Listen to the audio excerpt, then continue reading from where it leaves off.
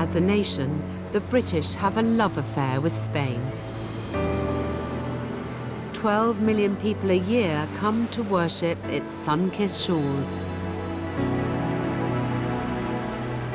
In this series, I want to find out what fascinates us about this country, and if there is more to Spain than meets the eye. I'm amazed. I had absolutely no idea that this was here. This will be a journey of discovery for me. I did not expect this. Wow. As I crisscross the country, longing to know more about it. Seeing its world-famous landmarks up close. Awesome. Awesome. This is one of the places that everyone should see before they die. And uncovering lesser-known sites. You do literally feel transported.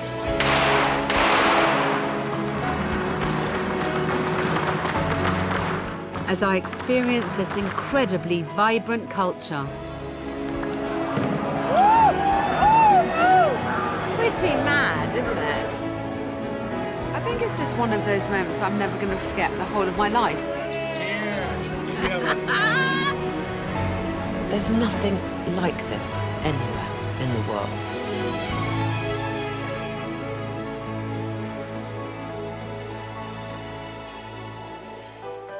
My Spanish adventure begins in the north of this magnificent country, a journey that will take me from the Rioja region, through the Basque Country to the city of Pamplona, finally arriving in Catalonia and the enchanting city of Barcelona. On my way, I'll experience the infamous running of the bulls. That is one of the more insane things I've ever seen in my life. And I'll become immersed in the drama of a truly inspiring Catalonian tradition. This mad thing that actually means something. It's very, very moving. My starting point is a region celebrated the world over for its vineyards, Rioja. This wine lover's paradise is only 2 hours south of the ports of Santander and Bilbao. Home to some of the finest vineyards in Europe, where every year 175 million bottles of wine are produced. Nestled in amongst the emerald vines, I'm visiting one of the oldest, most highly regarded wineries in the region, Marquès de Riscal. Founded in 1858, the wines produced here are exported to over 100 countries. This is the first expansion of the company of the year 1883. Carlos takes visitors on a tour of the winery. So, well, this is the wine aging room for these three top wines. Everything here in French oak. It smells delicious in here. Is. I want a perfume. I want to smell like this. It smells really delicious. These historic cellars hold more than 37,000 barrels of wine. The subterranean vaults are where the vintage wines are stored, and where I'm being given rare access to what they call a cathedral of wine. So we are in the original winery. This is the cathedral. What we call it here, the cathedral is the treasure of the winery. And inside here we have wine since the very beginning. Since 1862, it was the first wine put in bottle. Oh my gosh, can I go in there? Yeah, we are going to get inside.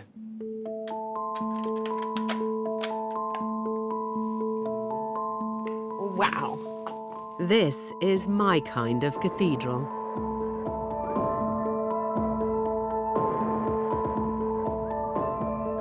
It is incredible. It is very evocative. I mean, centuries of dust have never seemed so attractive, I'm telling you. Magnums. Amazingly, Riscal has preserved bottles from every year since the vineyard's inception. Some of them have been resting here for over 150 years. So this one I know is 1870, because this one... Is it still drinkable, this wine? Yes, it is. It's because of because of the conditions we have in this room. We are talking about a humidity between 80-85%. It's always the light off. Today we can say it between 75-80% of this wine is still drinkable. And I hate to bring it down to the base. What would a bottle of 1870 sell for? So the question is, in reality, we don't sell these bottles. We open them in very special occasions. It's priceless.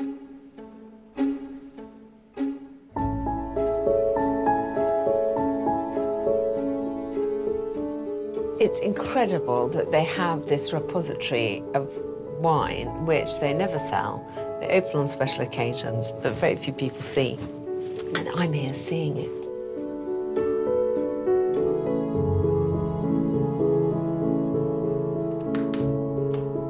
The wine might be priceless, but not everything here is quite as exclusive. There is plenty for tourists to see. And as part of the experience, they can stay at this hotel. Built on top of the wine vaults, this is one of the most striking pieces of architecture in the country. Isn't that beautiful? It's rather amazing here in this really verdant countryside to find this modernist masterpiece. It's very exciting to come across it. Incredibly, the owners managed to persuade the legendary Canadian architect Frank Gehry to design this bold hotel. Its dramatic ribbons of pink gold and silver titanium have echoes of one of his most famous buildings, the Guggenheim in nearby Bilbao. When he was first asked to take on this commission, he refused because he'd only just recently done Bilbao. And cleverly, the owners enticed him with a couple of bottles of wine from his birth year vintage. And he was persuaded, and this is the result. Quite something. But a stay here isn't all about drinking the vineyard's wine. I'm visiting the spa to experience what they call vinotherapy. By incorporating wine into a beauty treatment, every bit of the grape gets used here. This is called a crushed Cabernet scrub, a mixture of grape seeds, dark honey, and essential oils. My skin will be soft as a baby's bottom after this, and I'll be lubricated by wine from both the outside and the inside.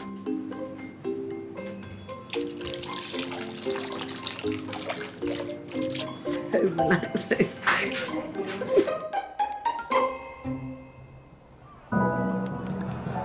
And just as well, because tomorrow I've got a very early start.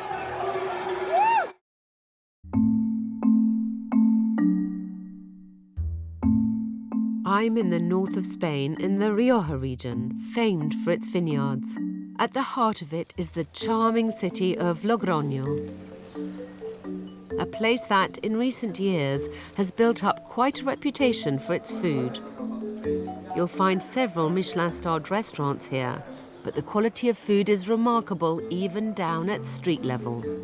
Those in the know can get some incredible cuisine in Logroño for a fraction of the price. On one street in the heart of the old town, you can find a plethora of pint-sized culinary delights called pinchos. ¿Cuánto bar hoy?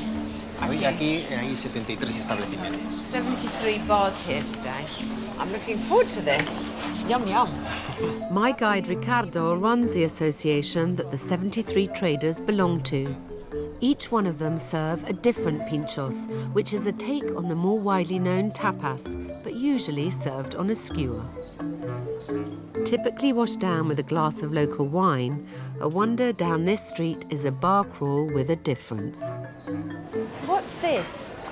Esto es lo que se conoce como la senda de los elefantes. Yes. Porque la gente, cuando entra, Sí. sale trompa. Entonces, trompa quiere decir en español ir borracho, y entonces van... Barcolando. Exacto. So as they walk from bar to bar with a drink every time, they kind of stagger here and there, and that's the pathway of the elephants. Este es uno de los bares que ponen pinchos más sofisticados, más de cocina moderna. Oh, very nice. Oh my gosh, lovely. Look at, ooh. How beautiful they are. Vamos a ver, vais a comer patata asada crujiente, que es especialidad de la casa, con una salsita un poquito picante y una explosión de huevo, que es envuelta en panceta ibérica finita, y lo de fuera hacemos una lámina de patata y la deshidratamos, entonces podemos moldearla. Sounds mad. Of course, a glass of Rioja is the essential ingredient in the Logroño experience. Thank you. Hay que brindar, ¿eh? See, it said. Doesn't take much to twist my arm. This is my idea of heaven. Entero? Entero. Entera un poco caliente.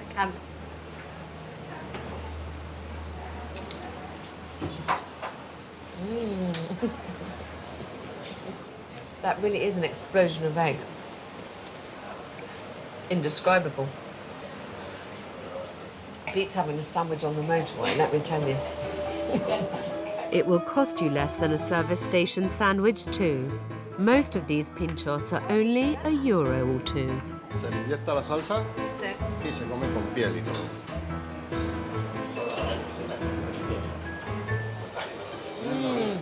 It's lucky I'm not on a diet, because I cannot imagine that this is terribly good for the figure. Salud. I'll walk it off on the way to my next treat. Vamos a tomar una brocheta de langostino con piña natural. Cuida que quema igual. No, está bien.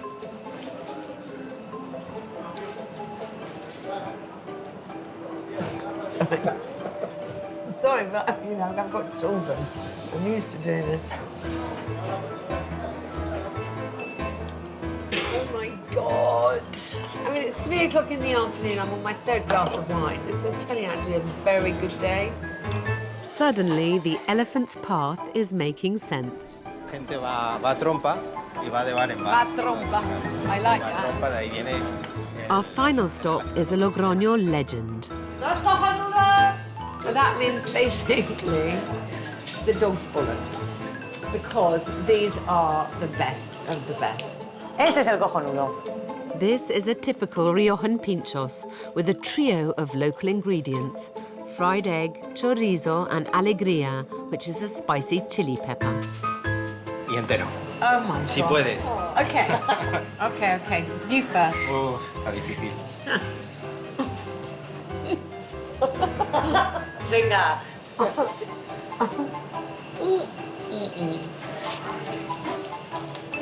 Cojonudo. Cojonudo. That really is the dog's bollocks.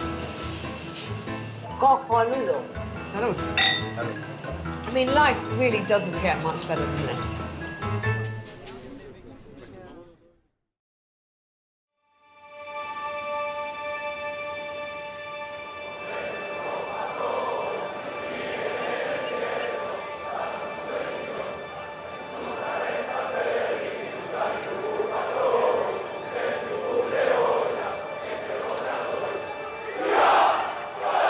An hour northeast of Logroño is the Basque region, an area with a distinct cultural identity.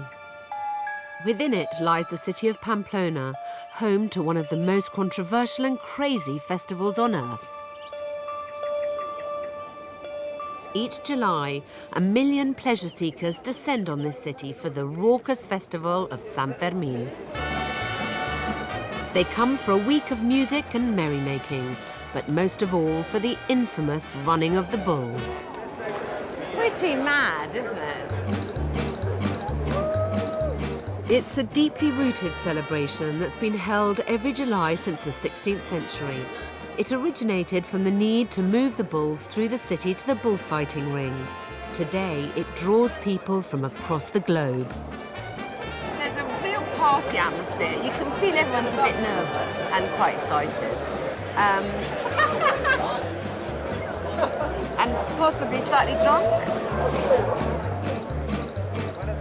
All these fearless, or some may say foolish, daredevils are here to place themselves in the path of 6 furious bulls. You nervous? nervous? A little bit. Why not just live your life? If I'm gonna go, I'd rather go doing something wild than, be in the wrong place at the wrong time. Okay. All right, good luck. Thank you. We're running with the bulls! Let's go. Hey, are you gonna run yourself? No way. Why not? No Why not? way, darling. Why not? It's amazing to be amongst it all. I'm really glad I'm not running. I first became aware of the bull run when I read Ernest Hemingway's 1926 classic, The Sun Also Rises. The description of the festival was so vivid that it's been on my bucket list ever since. Can't believe I'm here after all these years, almost 45 years old, and I'm getting to see this. I'm so happy, really excited. It's just a pretty bonkers idea, the whole thing. I mean, look how tight they're massed down there. It's quite hard to run in that kind of pack, especially when being chased by 6 bulls. Quite a few of them are carrying rolled up newspapers, and I wonder if that's to bang a bull on the nose when it gets too close.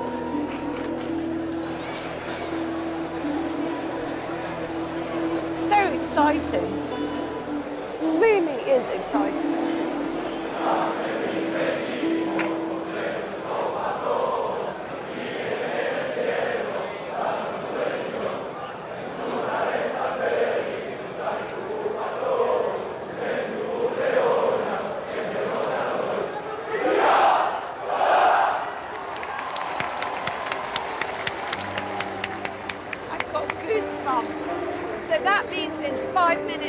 That's the first time that chant is a prayer to San Fermin to protect them. A wave of nervous energy is surging through this narrow street. I have to say, the atmosphere from when I first arrived has changed dramatically. Everyone was quite drunk and quite merry, and everyone's starting to get their game faces on. Everyone looks a lot more serious. It's no wonder there are nerves. Up to 300 people are injured every year, gored or trampled under the hooves of the thundering herd or their fellow runners. 15 people have died over the last, I don't know how many years. And lots of people get quite seriously injured.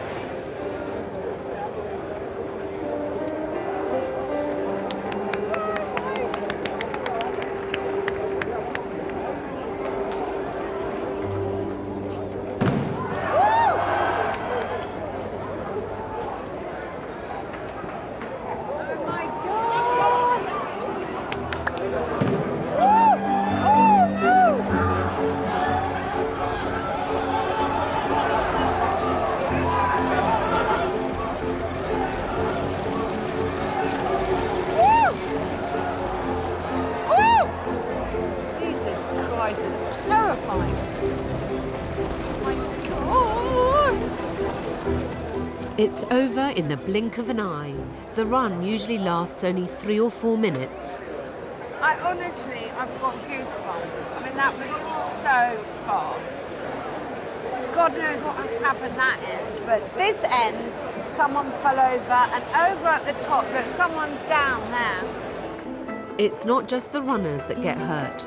In all the excitement, it's easy to forget that for the bulls, this is a brutal tradition that ultimately ends in death. Tonight, in the bull ring. But this is one of those events I simply had to see once. Really, really glad that I finally fulfilled my childhood wish, and I've seen the running of the bulls happen. I mean, that is one of the more insane things I've ever seen in my life. They always say, you never feel so alive as when you're almost dead. I'm about to test that theory and face my fear of heights in Barcelona. I don't know quite what to say. I'm rather blown away, to tell you the truth.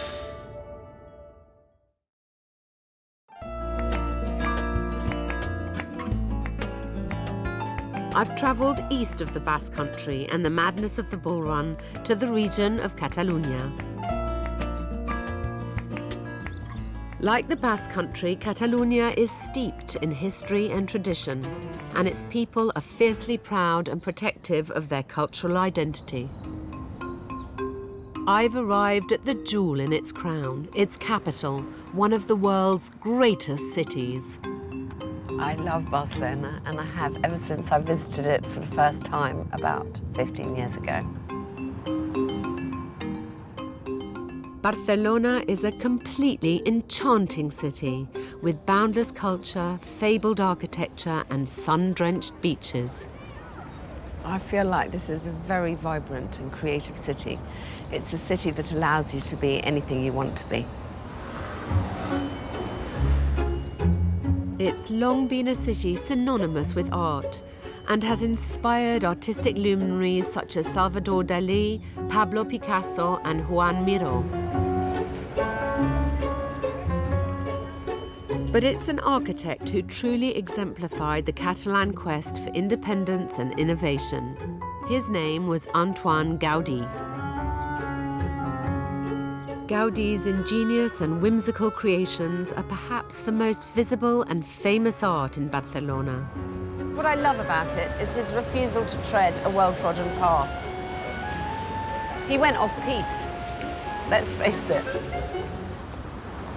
There's no greater example of his eccentric creativity than his masterpiece, one of the most famous and recognizable cathedrals in the world, the Sagrada Familia.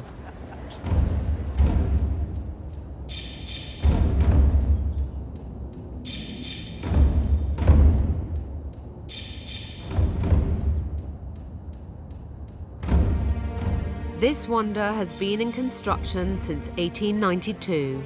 It was Gaudí's passion project, the ultimate expression of his wild imagination.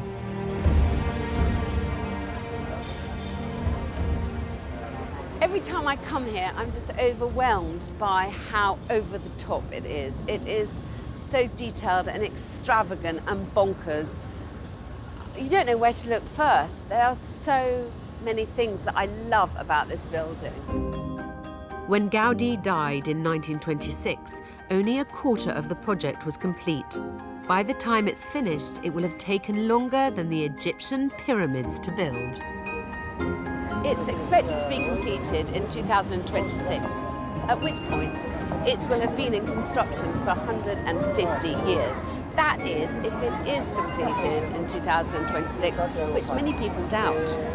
Looking around, I can understand why. The interior is even more jaw-dropping. It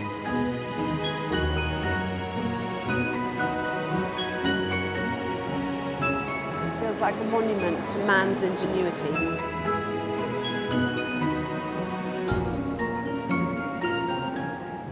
It's an astonishingly ambitious building. Which unsurprisingly attracts 4 million visitors a year, making it the most visited monument in Spain. When Sagrada Familia is completed, it will be the tallest religious building in Europe. As this artist's impression illustrates, the central tower will stretch a hair-raising 172 meters into the sky.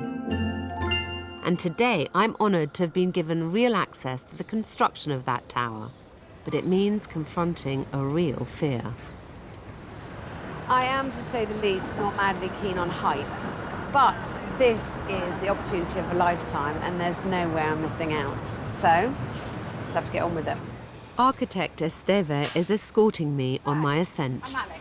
Hi, I'm Esteban. Nice to meet you. Very nice to meet you. How are you? Good. Looking forward to this. Okay, let's go. Let's go. Thanks. Esteve is one of a team of 50 architects who, alongside 100 builders, are working tirelessly to try to complete the project before 2026.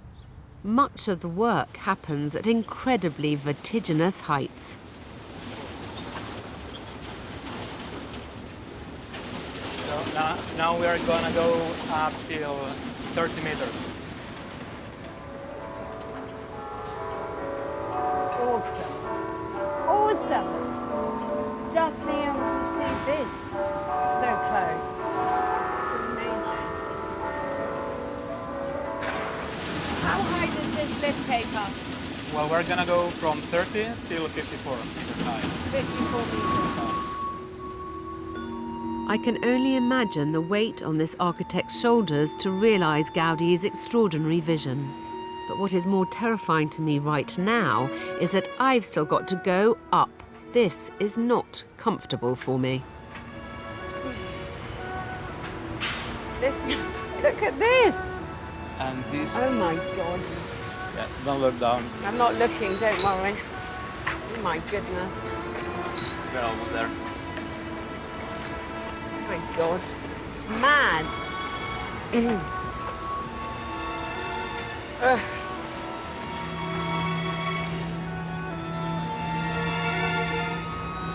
Made me feel very hot and sweaty walking along that platform. I'm fine as long as I don't have to look over the edge. It's mad to see the detail up so close and personal. I don't know quite what to say. I'm rather blown away, to tell you the truth. I'm not often lost for words. Perhaps my fear of heights has rendered me speechless. And there's another lift to go.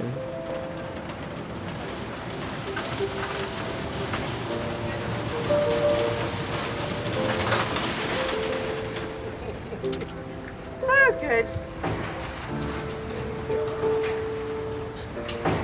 Oh my gosh, this is really exciting. Yay! Wow, now I'm glad I came up here. This is amazing.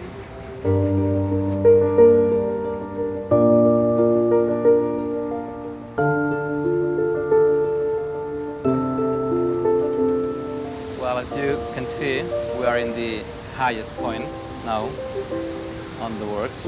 We're around 85 meters high from the ground. This is as high as I've been in a long time. And this is as high as I plan to get. You can see that this will be the beginning of Jesus Tower. And also when this will be completed, we will have the cross and the whole building, which is really in the center of the city. Gaudi believed that nothing man-made should ever be higher than God's work. It's no coincidence, then, that the ultimate height of his monumental creation will be 1 meter short of Barcelona's highest mountain, Montjuic. Coming up here was definitely worth the fear. I mean, you've got this amazing view. I've got to see some work that very few people get to see really up close. I wouldn't have missed this for the world. The cathedral may be the most recognizable piece of art in the city. But in the Gothic quarter just off Las Ramblas, a shop that counts Salvador Dali and Pablo Picasso as former customers is also well worth a visit. At the legendary El Ingenio, they sell giant papier-mâché heads. It's surrealism in the flesh.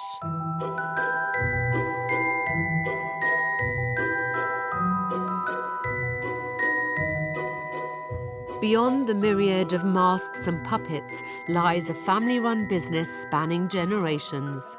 Today it's run by Catalan Rosa Cardona. Oh, this is amazing. What is this shop? I've never seen anything like it. Pues esta tienda es una tienda de artesanía de cartón piedra, pero para, más que nada para fiestas populares de Cataluña.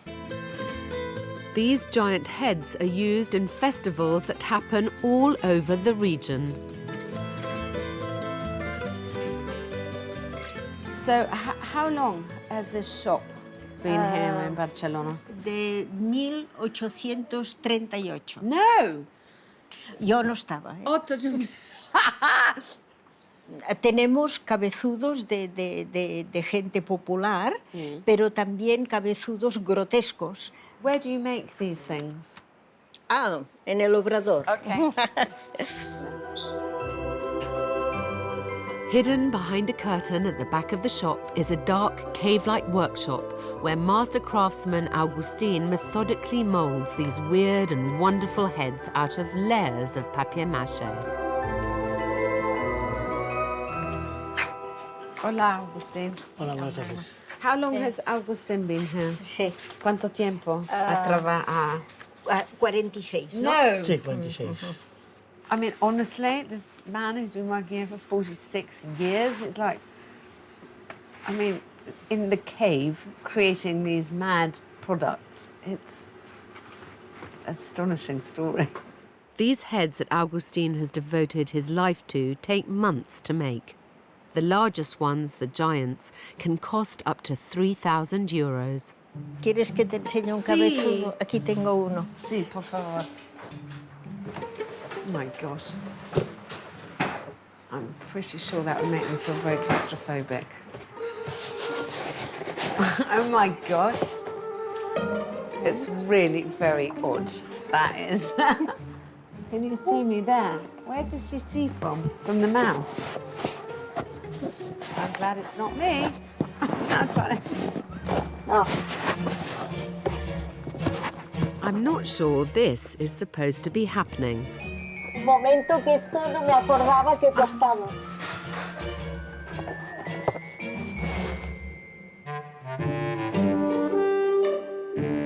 Now I'm starting to get worried. He tenido un problema. Oh, I know, but I don't I've know. never had to rescue someone from an oversized head before. Thank God my resourceful producer has come to the rescue. Tengo que dar la vuelta. ¿Sí? Hacía tiempo que no me... Hacía tiempo que no me lo ponía. Este es demasiado largo para mí. A veces me he probado otros, pero este modelo no. Honestly. Oh, pobre señora. No pasa nada. Are you okay? Me conformo con una careta así.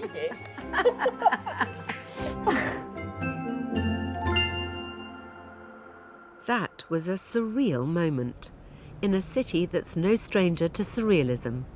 Perhaps because Barcelona has a long history with the powerful spirit absinthe. Bar Marsella is reputedly the oldest absinthe bar in town. Located in El Raval, it was a favourite haunt of everyone from Picasso to Hemingway, drawn in by the ambiance and the absinthe. Good evening, Jose. It's been in Jose Marsella's family for generations. Thank you. This place looks like it's exactly the same as it was 3 generations ago. It exactly looks the same. So I've been looking at some of the bottles on the shelves. And... They are real, they are full, Oh my gosh. and some ones is from 1818, 1820s, 1850s, depends of the year. This is because we forgot where are the keys and we never open back.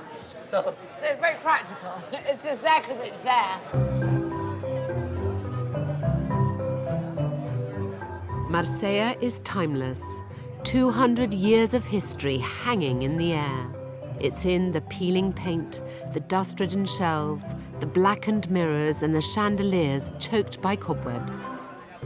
I love the fact that you don't play music in this bar, that when you come here, people can hear each other. But it's very unusual these days. yeah, this is the most important thing of a bar. Yeah.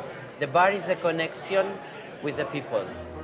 This is a bar for night owls. It doesn't open until 10 o'clock at night, but people flock here nonetheless, drinking in the sense of history and the absinthe. I fear I'm not going to like it, but I'd still like to try an absinthe. Perfect, I Thank will you. give you one. Thank you. To prepare the absinthe, the sugar goes to At the end of the 19th century, absinthe was embraced by the bohemian crowd who gathered in cafes and bars like this one in search of inspiration. Although it was banned at the turn of the century, absinthe is now perfectly legal in every country in which alcohol is legal. The thing is that inside to the absinthe is the green fairy, Yes. and the green fairy is sleeping. So you have to wake her up. For to waking up, you have to give them something sweet. Salute. Salute. It's a tough job, but somebody has got to do it. It's hard. This is going to polish me off. I'll be dancing on the tables now. I start dancing on the tables. It's not me, it's the Green Fairy.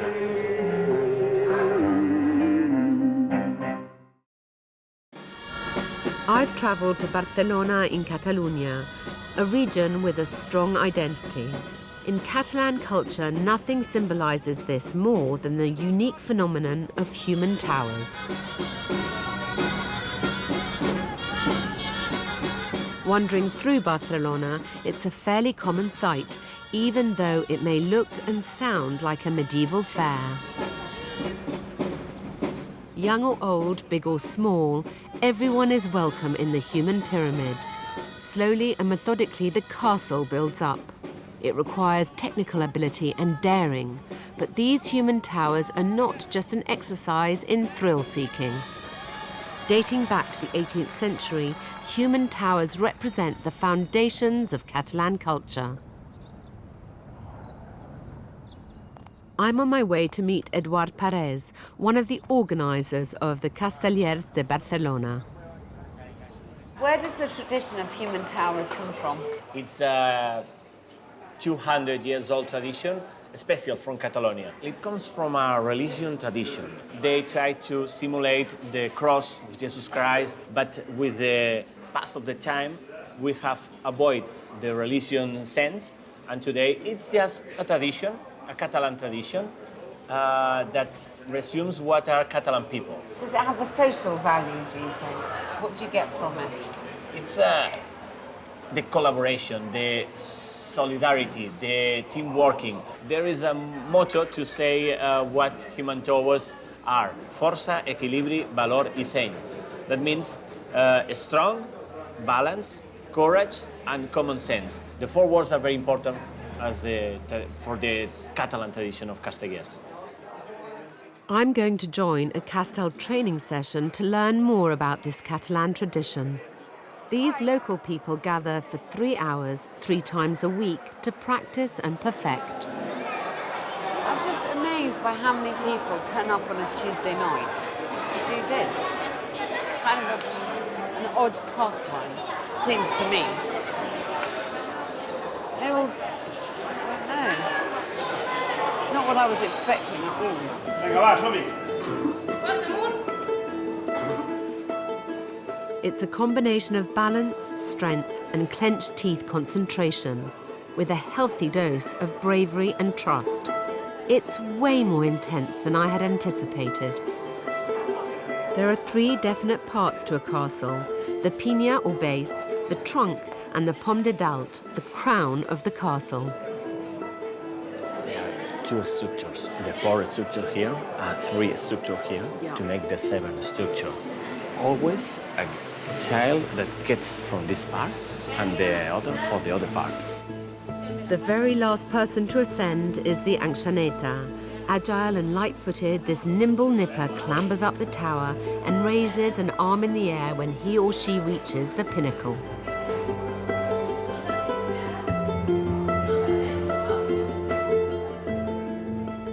As a mother of 2 small children, my heart is in my mouth, and I feel strangely emotional.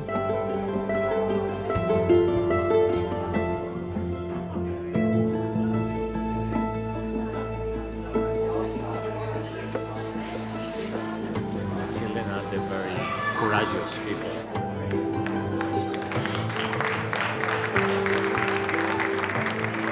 It's the most incredible thing. You need the combination of all the people, all the human team working together. It's an incredibly moving experience. I don't know how else to say it. Well, do you want to join us? Come with me. Eduard has invited me to become part of the pinya, the base of the tower. As they put the people, I will put you. 2, push with your arm and your hands. You have to take the arms like this. You will take her. Or here or here. ¿Vale? Approach to the tower. Wait a minute. Wait. Now. Take the arms here. Touch with the chest and the head down. Okay?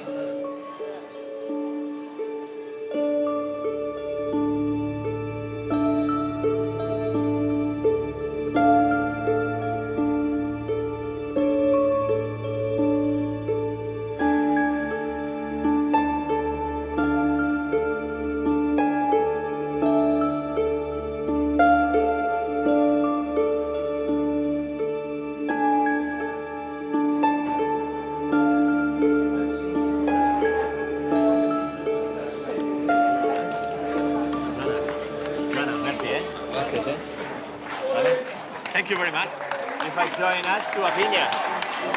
Hope you enjoyed it. Yes! It's rather... It's amazing. I mean, the thing that I most notice is it's very intimate. We're very close. I was very close to people who I didn't know. You feel the tower because you are in contact. It's the Catalan culture. You are touching everybody, and you need to be in contact with all the people. And that's the reason of what we can do, human towers.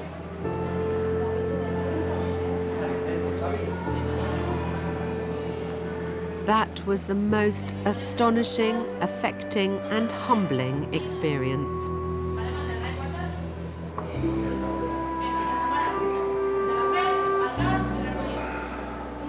I mean, you know, I'm really fighting not to cry, and that is not me. It really isn't me. I mean, I don't know what it is that's making me feel so emotional exactly.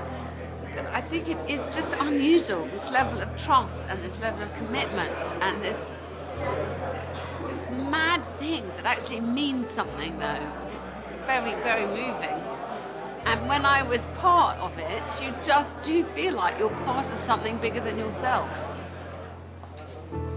Watching this, you get a sense of the pride these people feel about preserving their culture and passing it through the generations.